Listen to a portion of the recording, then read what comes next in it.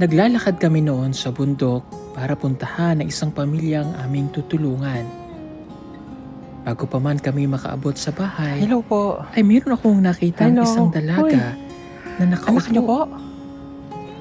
Pinagmasdan ko itong mabuti Pamangkin. at mukha siyang Koreana. Napakaganda ng dalaga. Inaantay daw niya ang kanyang tito dahil sila ay mag-uuling. Sa ganda ng dalaga, kahit sino ay mapapatingin talaga sa kanya. Naitanong ko nga kung siya ay katutubo. Katutubo ka. Bisaya. Oh. Hindi daw siya katutubo at isa siyang Bisaya. Kaya't sinundan namin siya sa kanyang pupuntahan kasama ang kanyang tuito at pinsan na mag-uuling. Pero bakit panlalaking trabaho ang kanyang ginagawa?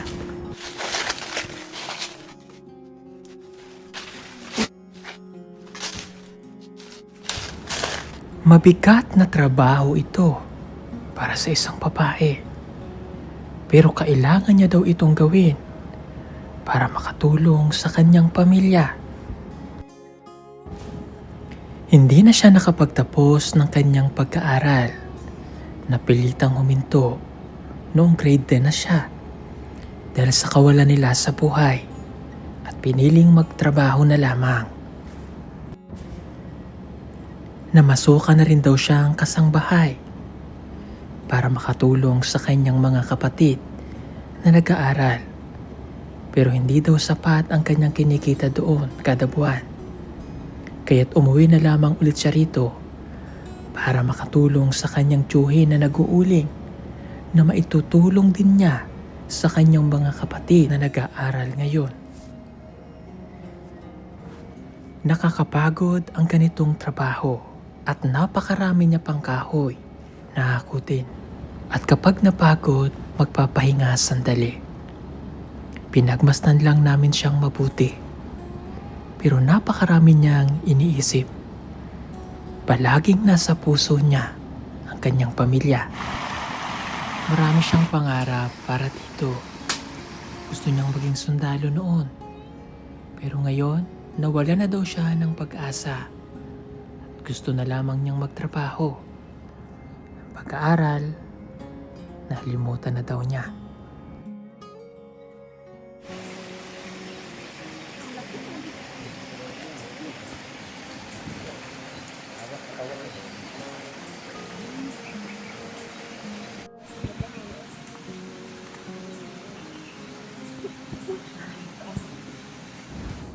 Sa bigat ng kanyang problema at mga pinagdadaanan sa buhay, hindi niya na napigilan ang pagluha.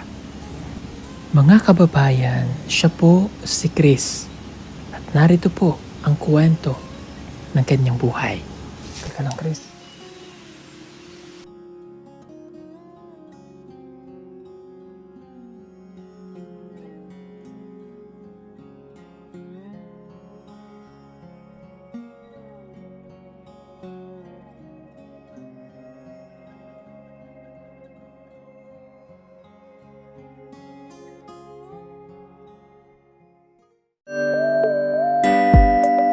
Pugong biyahero, ang hero ng masa, ang hero ng masang Pilipino. Handang maggala sa kabundukan para ang ating kababayan ay mapuntahan. Ang pugong biyahero, handa na tulungan malayong kababayan na nangangailangan. Hindi namimili kahit pa na sino. Pugong biyahero, hero ng masang Pilipino. Okay. So, kanina po kasi habang kami ay nag-i-interview doon kanina kay Christine, nadaanan namin siya. So, siya po ay, kala ko, ano siya, foreigner kasi yung mukha po niya. Mukha po talaga siyang Koreana. Okay, anong pangalan mo, Day? Chris na mahusay po. Siya si Chris Mahusay. Okay. Taga saan ka? Taga-Damilag. Damilag! Katutubo ka? Hindi po. Bisaya. Oo, Bisaya. Pero bakit sa Damilag? Dito na nagpuyo akong mama papa. Okay, ang Damilag po kasi mga kababayan ay kung saan nakatira sila Yoyoy, sila Rebecca, si Judy Ann, saka si Divina. So doon tumira ang iyong parents. Oo. So naka-adto ka na doon, nakapunta ka na. Doon ka lumaki? Hindi. Hindi, dito talaga sa Miluya. Ah, dito sa Sitio Miluya. Pero part po ito ng Davao City. Okay. Nakabili ng lupa doon ng parents mo? So anong ginagawa? Nagtatanim sila doon? Oo, pero gamay lang po niya yata. Gamay lang. Pero tumira ka na doon? Oo, pero dili jud permanente. Yung pinakamatagal na stay mo doon? 1 month. 1 month. So mga katutubo yung nandun, di ba? Oo. Okay. Ikaw ba ay nag-aaral pa? Wala na. Anong grade ka na dapat? Grade 10 lang. Grade 10. Pagpasok, grade 11. Oo. Natapos mo ang grade 10. Oo. Bakit nag-stop ka? Sa kaning hirap sa ano god. Mahirap.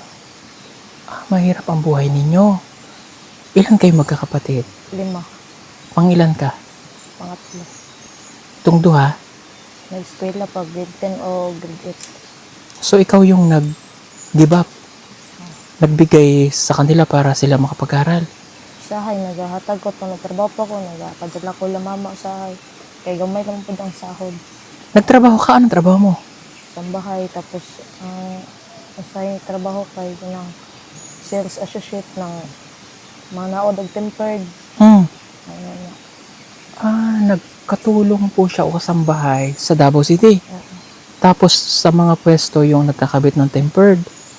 Gamay lang sweldo. Pilang sweldo Una kay 50. sa pagkatulong? Hindi. Sa Tempered. tempered. O, tapos nung katulong ako, 4,000 a month. Pila? 5,000 a month dati. 4,000 a month. Kailan pa to? Since 2021 ata. Matagal na. Ilang taon ka na ngayon? 21. Matagal ka na palang nag-stop. So, anong ginagawa mo dito? Nag-uuling ka. Yung karon ni tabang ang sa dire kay uncle kay sila man ni papa unta mag-uling ano niya kung papa ni uli pa magdamilag. So, tumutulong ka na lang. Ito sa amo ako kung pay kaning kaning makaulit ko ako pay tabang sa akong papa madtog uma. Manguling pod yung magbas akot kahoy. Ako man hinuimon sa kong papa og kay lakin-on ako. Ano? Lakin-on Anong laking on? nang mas agugat ba? Oh, Yung lalaki grihok ba? panlalaki yung trabaho na yan. Ano ulit pangalan mo? Chris na mahusay. Chris, yung trabaho to, panlalaki to. Pero Bibigat ng mga kahoy na yan, oh. kaya naman. Ha? Nasanay na ko kay na dire sa bukid man ko yung trabaho sa akong pamilya at uling ra gyud permanente ako magpapa. Ornal. Way ornalon manguling. Hindi ka bagay sa ganitong trabaho. Napakaganda mo para mag-uling. Sorry po dun sa sinabi ko na hindi siya bagay. What I mean is,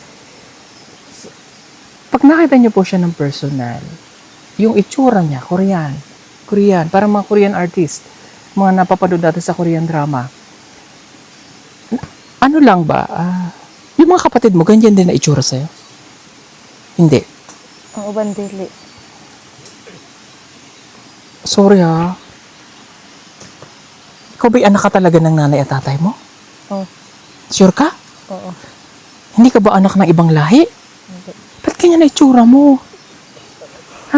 I mean, sorry po dun sa sabi ko. But I mean yung, siyempre kahit sino naman po, pag nakita itsura niya, hindi talaga siya mukhang Pilipina. Mukhang Koreana. Ano pag dinala ka sa Korean, pagkamalang ka talagang Korean, o sa Baguio, maraming Korean doon. Sa Cebu. Tapos the way ka pang yung buhok mo. Ano ba, yung ganyan? Oh. Bukod sa akin, may nagsabi na ba sa'yo na mukha kang Koreana? Oo, sa tong time nagatrabaho pa ko sa tong magtagatawag tempered sa maalaan ko nga kanang half Chinese ko daw ko. Oh, murag, half Chinese. Oh. Anak ng pure Bisaya ako. 21 years old ka na. Wala ka ng planong mag-aral. Wala, yun na, utok sa Bakit? wala, bagay ko makatuon ba. Ibig sabihin mo, Mahina ko ka ng ano. hindi, alam mo, hindi mahina yung ulo mo. Wala, kaya nga tayo nag-aaral para matuto, di ba? Feeling mo lang yun. Pero magaling ka. Nakukulangan lang yun kasi minsan sa hirap ng buhay ba, walang pambaon, walang pansupport sa project.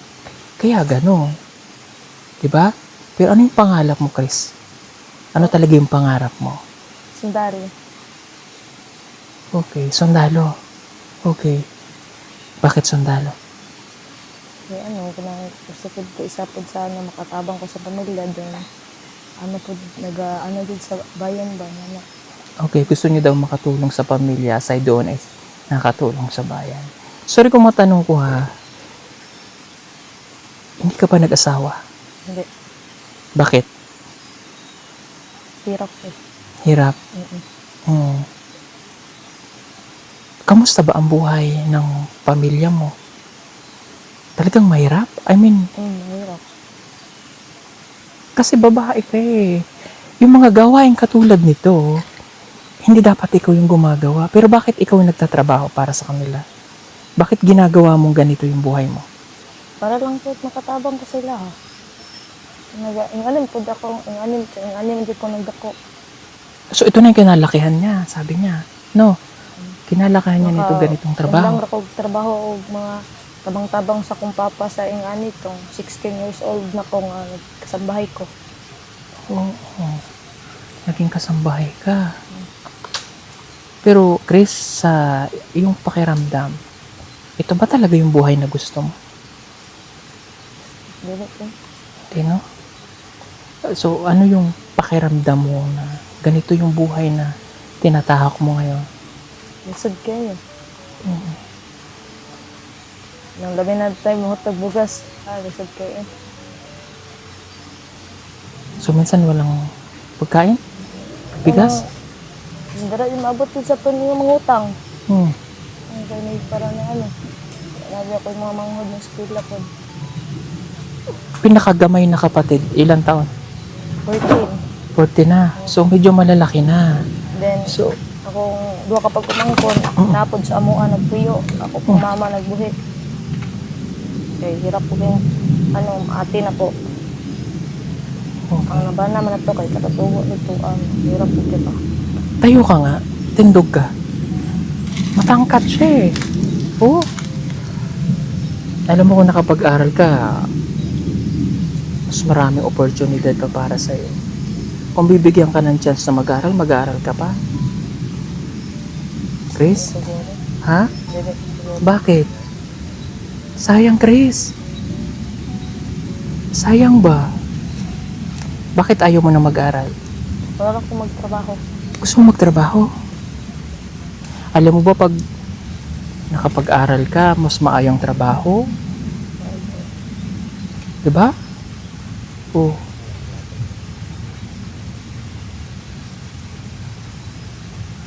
Ayaw mong makatapos ng pag-aaral para sabi mo gusto mong maging sundalo. So, kung kayo, pero magkaroon ano naman, nauna na ko ba, trabaho na lang para abag-abag ko sa akong pamilya, nga. So mas priority mo talaga magtrabaho para makatulong. Gaano mo kamahal yung pamilya mo?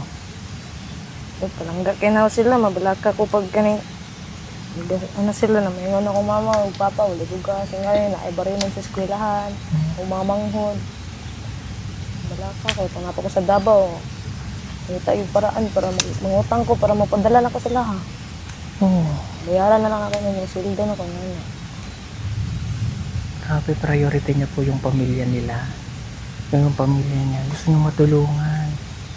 Kaya lang, dito sa pag-uuling, magkano lang ang kikitain mo? Depende sa ano. Kasi tabang naman po ko sa kong uncle, hindi man ko makabalaw. Kasi pala, yung kamon nila, ang anak. Okay. Tabang naman ko. Sabi mo kasi, ay nangatulong ka. Gusto mo pang maging katulong ulit? Depende kung dahil magpatrabaho, matrabaho ko. I mean, kaya ko po naman nasabi parang ayoko siya na nandito. Parang ayoko na dito ka sa ulingan. Hindi bagay sa'yo yung ganitong buhay. Mas marami pang oportunidad, Chris. Nanginayang ako sa kanya, mga kababayan. May offer ako sa'yo, Chris. Ito naman po ay para at least hindi, wala lang siya dito.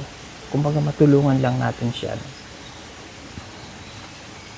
Dahil gusto niyang magkatrabaho. Para wala lang po siya rito. Total, marunong ka namang maglinis ng bahay. Gusto mo maging sa bahay ka namin. Maglilinis, Oh. Parang wala ka rito. Ganahan ka? Gusto niyo po. Oo. Naano kasi ako sa kanya, mga kabayan. Talagang hindi siya bagay rito. Sorry po dun sa nasabi ko. Kasi, halimbawa, kinuha natin siya, tagalinis dun sa bahay, katuwang namin, para pag wala kami maglilinis. Si Junjun naman, iba naman yung trabaho ni Junjun doon. Yung bang maglilinis ng bakit ka umiiyak? Bakit? Okay ka lang?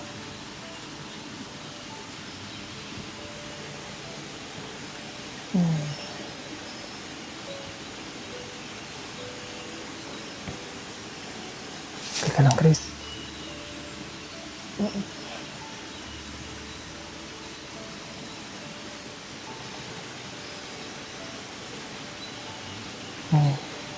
Yung tigas niya kanina, yung nakita ko sa kanya na matigas siya, malakas ang loob niya.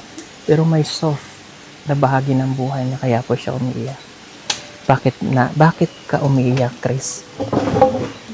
Wala lang ko nagto, kaning ba? Abot sa inyo Hindi mo ina-expect, no? Hindi niya po kasi ina-expect. But, sayang kasi mga kababayan, yung mga ganitong bata. Ganito na lang, parang hindi na nagkaroon ng chance na mabago yung buhay. Kaya mo pang baguhin ang buhay mo, Chris? Na? Ako Sikap lang. Tama. Ikaw, ka kasi inano mo yung sarili mo dahil sa obligasyon mo sa pamilya mo. Mahal mo sila Inano mo sila na kailangan magtrabaho ko para matulungan mo sila. Kailang nag-suffer ngayon yung pag-aaral mo. Iniwan mo, nagbigay daan ka sa kanila para sila yung mauna na makapag-aral, magtrabaho at matabangan sila. Pero may mali doon. Sana tinuloy mo yung pag-aaral. After nung pag-aaral mo, mas matutulungan mo sila. But siguro dahil sa hirap nga po ng buhay ng pamilya nila, naintindihan ko naman. No, baka ito yung chance or time na kaya nakita ka namin. Nagulat lang ako kasi pag-akit namin, may tinulungan po kami sa taas. Nakita ko siyang nakaupo doon. Na sabi ko, ba't iba yung itsura niya? So yung sinabi ko sa'yo, yun naman po ay para lang mayroon siyang makatulong kayo sa kanya. May experience sa pagiging, sabi natin kasambahay, pero totally pag nasa bahay naman po, kilala niya naman po kami. So para at least may maglilinis lang kami ng bahay pag wala. Siyempre pagod na rin si madam, pagod ako. Si Junjun, iba po yung ginagawa niya, yung sa maglilinis ng bakuran, yung farm doon. Gagawin kasi namin yung taniman. So at least may maglilinis ng bahay kahit paano. So okay lang sa'yo? For the meantime, doon ka. Para at least kapag nagbago sa huna-huna mo ba sa isip mo, nakita mo yung mga ginagawa namin. Pag gusto mong mag-aral, sabihin mo lang sa amin. Ha? Okay, tapos, may ipapanood ako sa'yo. Hindi mo pa ako kilala, no? Nakita lang ako sa video. Nakita mo na ako sa video? Kasi ba napapanood mo yung mga tinutulungan namin na mga estudyante? Binibigyan namin ng time para makapag-aral. Yun ang gusto kong gawin mo. Ha? Okay? So, babalikan kita. Magpaalam kang mabuti sa parents mo. Ha? Paalam ka kay Lola. Tsaka ka namin susunduin pag pumayag. Although, nasa legal age ka na, Chris. Pero, syempre, kailangan pa rin natin ng consent ng parents mo or mga lola at yung nangangalaga sa'yo. No? Sa Davao lang din naman ito. Okay? So, para lang mabago ba sa mindset mo na, ay, ito dapat yung ginagawa ko. Ha? Okay? Opo. Anong pangalan ko? Tugong. Pugong. Pero ako si Paul. Ha? Oh. Ano yung pinaka malungkot na parte ng buhay mo, Chris? Yung time niya, sige, nasunugan yung bulay. Nasunugan kayo ng bahay? Matay, na trabaho ko. Sa Davao. Oo. Kaduha mi nasunugan. 2 beses. Saan bahay? Kaya dito, mamito, nagbalhin na akong mga sa damilag kayo. Nasunog mo ng mga bulay. So, nasunog din mga damit. Iban. Okay. Dugay na to. Ito. Hindi mga pital na katuig. Gaano ka katatag sa buhay?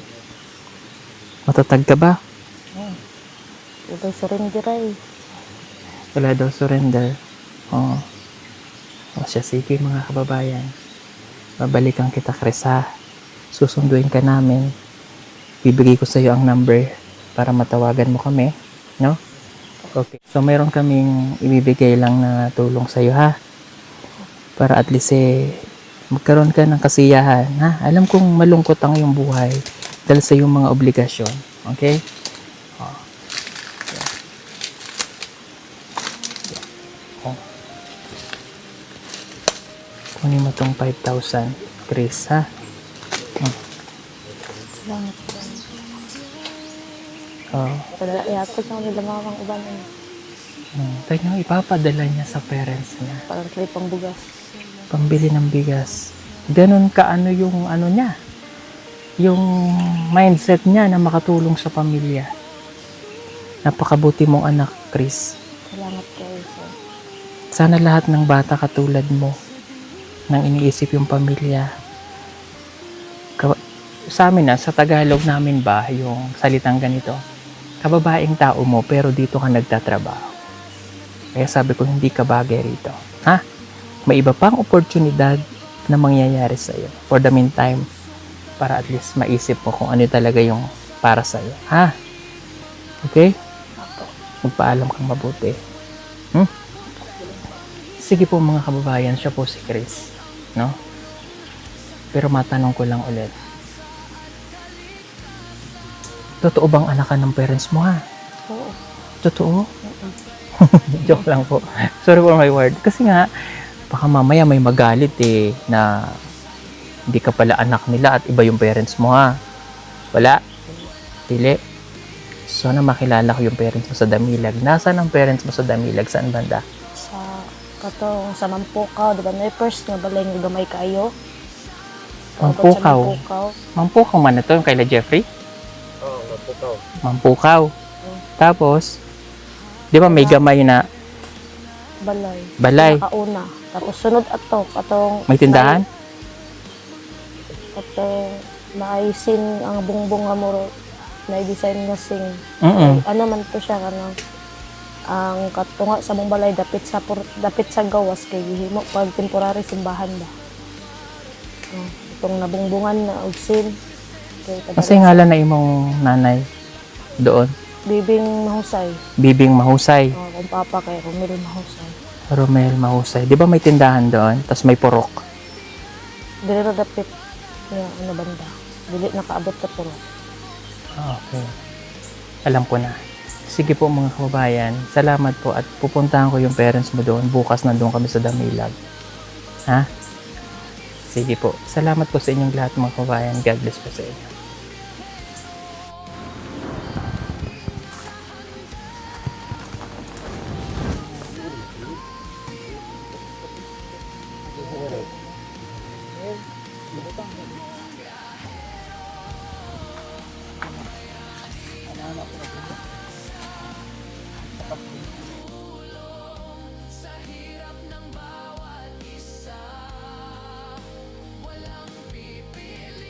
Malapit na ang Christmas mga kababayan, baka gusto niyo po mag-order ng solar Christmas light na may 50 meters long, waterproof and good quality. Pwede na po siya pang indoor at saka outdoor. Para po makasigurado na kayo ay mapupunta sa legit na account ng PB Team Solar, hanapin lamang po ang mayroong 124,000. followers o tumawag sa 09311 424237. Salamat po! Order na!